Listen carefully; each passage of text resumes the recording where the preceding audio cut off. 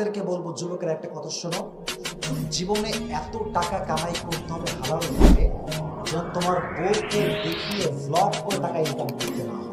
ঠিক আছে? আজকাল বউ একটা পণ্য হয়ে গিয়েছে, বলতে আমি খুব দুঃখ পাচ্ছি, এটা পণ্য হয়ে গিয়েছে। বউয়ের রূপ দেখাবে, চুল দেখাবে, ঘাট দেখাবে, আরো অনেক কিছু দেখায় ভ্লগাররা টাকা ইনকাম করে। আর আমরা আবারও বাঙালি আছি, আমরা আবার খুঁজি আমিও এরকম vlog করি। আছে না নাই বলেন না কেন, কথা বলেন না কেন? মাথায় রাখবেন, যে তার বউকে দেখিয়ে টাকা ইনকাম করে সে দায়ুসের সন্তান। ঠিক না বলো যুবকেরা? সে দায়ুস, সে কখনো ভালো মুসলমান হতে পারে না। আমাদের কথা হচ্ছে ভাই, আমি sorry to say that, but এটা সত্য কথা। যে পুরুষ তার বউকে মানুষের সামনে দেখায় বেড়াচ্ছে, দেখো আমার বউ কত সুন্দর, সে বীর পুরুষ নয়, সে কাপুরুষের সন্তান। বীর পুরুষের সন্তানের কথা হবে, আমি আমার বউকে দেখবো, কেউ দেখতে পারে। ঠিক না বলো যুবক ভাই? তো যখন